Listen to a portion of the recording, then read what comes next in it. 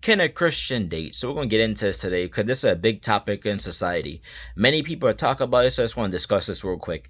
Can a Christian date? You see, there's a difference between worldly dating and godly dating. You see, the world, their version of dating is you meet somebody the first night, you sleep with them, and you go smoke and drink, and after that, you go your way. They could be in fornication for 2 years, 3 years, and 4 years with no commitment.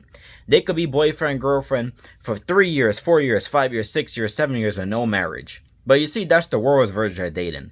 We're going to talk about godly dating. Can a Christian date? So we already know common sense is when you meet somebody, you gotta obviously get to know them. You gotta get to see what type of person they are, even evaluate their characteristics, see what type of personality that they have, and more importantly, see what type of relationship they have with the Most High God. You see, someone could profess to be a Christian, right? But many people, they profess it with their mouth, but many people, their heart is not in it. I've seen too many people who are Christians to where they talk about they're a Christian, they profess it with their mouth, but their heart is in a different direction. Their heart is fixed in the world. Their heart is fixed on celebrities. Their heart is fixed on gossip. It's fixed on going to a club. It's fixed on fornication. It's fixed on drugs, alcohol, just having a so-called good time. But you see, real godly dating, there's standards. There's restrictions. There's certain things that you can't do. Because if you really want to please the Most High God and the both of you are seeking God, you really love God, you'd understand that there's certain practices that needs to be held off until marriage. You see, when you're made dating somebody, especially even for that person, especially when that person is your God-ordained spouse, you don't want to rush into things. You don't want to, God forbid, get you guys caught up and end up in sin. That's the most important part. You want to live a lifestyle that's pleasing unto God with restrictions. You see, so let's say you're a man, you meet a woman, or you're a woman and you meet a man. This gonna go for both genders. Alright, you can meet that person. Ain't nothing wrong with talking with that person. Ain't nothing wrong with going out for lunch. You guys want to go out for dinner, go to Applebee's. We'll talk about public places now. Applebee's, Red Lobster, wherever your favorite restaurants are. IHOP, wherever. You see, you guys should go out and talk and have a good time, laughing and making jokes. Like I said, have a good time laughing, making jokes, talking. I'm not talking about what the world means when they say have a good time. Ain't nothing wrong with that. You gotta get to know somebody. You gotta get inside of them and see. When I say get inside of them, you gotta be able to evaluate their characteristics and see where their mind is at and make sure that they're stable. You want to see what type of job they're working, what type of business they got going on. And even if they're young, and let's say you meet somebody and they're in their early 20s, they're in school and they ain't got no job yet, just focus on school. You want to at least have a person who has direction, a person who has an idea of where they're going in life, a person who's letting God lead their life. And you also want to have a person who's set apart. You see, when you're a follower of Christ, you don't want nobody who's in the world. You don't want no lukewarm Christian. You want somebody who's on fire for God. You don't want nobody who has 1 foot in the world, 1 foot in for God. You don't want somebody who they're smoking and partying 1 minute, next day they go into church, the very next day. No, you want somebody who really in it. Their heart is in it. Their heart is really fixated on God. Their heart is really seeking God. That's the type of person you want as a godly partner. You see, another thing to do with this godly dating that, including myself, that we gotta take as followers of Christ is we gotta avoid temptation. We gotta avoid anything that could lead to sin. You see, if you and that person, you guys have met, you guys are possibly engaged, you have to really understand that even engaged, you're still not fully married yet. So you still have to hold off from practices such as mouth-to-mouth kissing and intercourse. Those things shall be reserved for marriage. You see what I'm saying? Ain't nothing wrong with giving like a friendly hug to his side and all that. But you see, if you want to really avoid, because we're talking about avoiding temptation, because one small thing could easily lead to sin. See, that's what many people don't understand. Many people would say, oh, if I kiss somebody, it's not fornication. I'm not having intercourse with them. If I kiss them mouth to mouth. Yes, directly, you're not really in fornication in that sense. But at the same time, it could easily lead to it because now you're tempted. I've seen too many instances to where people, even in movies, they even show you. In movies, they'll go from holding hands. Next thing you know, they're kissing. Next thing you know, it leads to a whole different thing. So you want to avoid getting into all that. If both of you really like each other, and you guys know that you don't want no temptation, you guys feel tempted, avoid being in private places. Avoid being in private places one-on-one together. If you guys gotta stay in a public place to stay around family members and friends, then do that. Do anything that you can, because you want to go into marriage pure. You want a marriage that's structured by God, a marriage that God blesses Himself. You don't want to go into a marriage where there's already sin. You see, you want to go into it with everything that God got for you, so you can enjoy the benefits of marriage. So, because what's the point if you enjoying the benefits of marriage if you already sinned? Your relationship already invited sin inside of it. You already had darkness invited into it. I'm not saying you can't come back from it, because there's many people to where they've sinned, they've fornicated before marriage. They bounced back and they repented. So we know that people can bounce back. But we are trying to avoid temptation and sin at all costs. We're not perfect as people. I'm not saying that they can have certain traits about themselves. I'm not saying their personalities will always be in point, because we all got something to work on. But we talk about avoiding sin. We talk about avoiding woeful sin. Avoiding sexual immorality, avoiding fornication, hold off. And another thing about this godly dating we gotta understand is commitment needs to be made. Commitment should not take a long period of time. I don't care if a person professes to be a follower of Christ. If you guys have been together for like more than 1 year with no commitment, that person's wasting your time.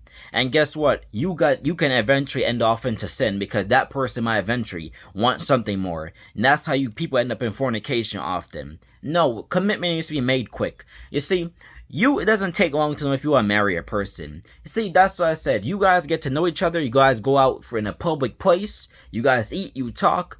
You see, within 9 months, I would say, you guys should be able to determine if you got that person quick. Within 9 months, you guys should be engaged. Really, within 6 months, to be honest. But I'm just going to say 9 months. But 1 year should not pass without you guys being married.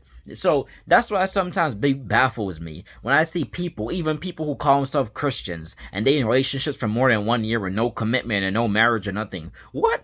You guys are both wasting each other's time, and you guys can start to develop sinful habits. That's how fornication starts. That's how lust starts. Because you guys just send down to allow the enemy to come in. You guys will understand you're playing with the enemy right there. It don't take that long to know if you want to marry somebody. If you feel that person's off, if you feel that person not right for you, if you feel that person not sent by God, then you guys got both just cut each other off and go about your business. But the longer you take, you're just delaying time, and you're just wasting your time off with the wrong person. When there's a person out there that God got for you, your God ordained spouse is going to love you for you. A godly person is going to want to help build the kingdom of heaven with you. They're not going to waste their time. They're going to commit to you in a short period of time. You know what I'm saying? It's because I've heard about Christians to where they went on dates, and after to where they went on godly dates, once again godly dates, to where they went out, they talked, and they got to know each other. And after the second or third date, the guy proposed, or the woman proposed. You see, that's how godly dating is. That's a structure. When God confirms someone's your spouse, especially, because we talk about marriage that's led by God, because there's even Christian marriages that was not even ordained by God, because two people are completely different. One person might be quiet, next person might be outgoing, and next, there's tension in the marriage. Listen, we all got different personalities that God has created us, but I always believe and I always recommend that people are better off going with people who match your personality. And me, I'm more of a homebody. I'm more quiet. So I'll prefer a partner who's more quiet. I'll prefer a wife who's more quiet into herself and is not just friends with everybody. She's selective of her friends because I'm selective of my friends. You prefer a person who's closer to you to avoid having problems, to avoid miscommunication, and avoid always having issues and arguments with each other. But nevertheless, guys, we have to always understand that God has a standard, and we can't go by the world standard. Because people be like, man, what are you guys waiting at marriage for? You guys already know each other. Go do it with each other. Go be intimate. Go fornicate. Nobody really care, man. You guys already know each other. No. We go by a world standard, because one thing about God, He don't change the standards. So as follow Christ, we're in a marriage that's blessed by God. You're in a marriage that God has ordained that He could bless. You see, you're in a marriage where there's no open doors. You guys both go in, and you guys both go in according to God's standard. So after you guys get married, man, that marriage is already blessed by God. You guys can be intimate, have kids, and you guys could show affection and love to each other. Show affection and love to each other. Ain't nothing wrong with it, man, when it's done inside of a marriage. You guys want to have 3 kids, 4 kids, 5 kids, man, the Bible says be fruitful and multiply. As long as you got the money to take care and you got the time to take care of all those kids and give them the time and energy that they deserve, give them the time to parent, you got enough time to parent them, man. Be fruitful and multiply inside of a marriage like God said.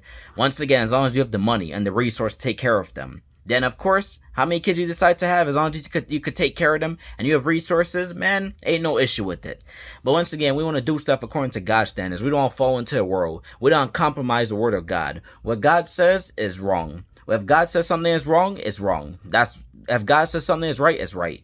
So we want to avoid fornication. We want to avoid being in relationships that could cause us to sin. If a person's leading you into sin, that person not your God ordained spouse, likely. That person not ready yet. You just gotta leave that person behind and just go about it God's way. We always stick to God's standard. That's one thing about godly dating. We stick to God's standards. We don't go by no one else's standards. Cause we not about to be going into hell and having open doors and being sexual morality, following the world standards. Cause we already see how the world is messed up. The world be out with each other 10 years and all that. Then they get married after those years of fornication and being in a relationship for 5 years with no commitment. Then all of a sudden the marriage breaks apart. Like, come on, you guys were with each other for that long as boyfriend and girlfriend. Now all of a sudden you guys get married and don't even last. You guys both waste each other's time. You guys should both cut each other off from the beginning. But nevertheless, guys, just be smart. When God get ready to send your partner, cause many of us, including myself, we waiting on our God-ordained spouse. Ain't nothing wrong with loving that person, and ain't nothing wrong about having certain type of feelings for that person, cause God creates us with feelings. But nevertheless, we want to keep it holy and pure according to God's standards. We don't want to compromise the word of God. And we want to resist temptation or anything that could lead us to sin and destroy the structure that God has in place, because God is always right and he can never fail or be wrong. It says, be blessed, and guys, I hope this video was a great encouragement unto you. Have a blessed day and take care.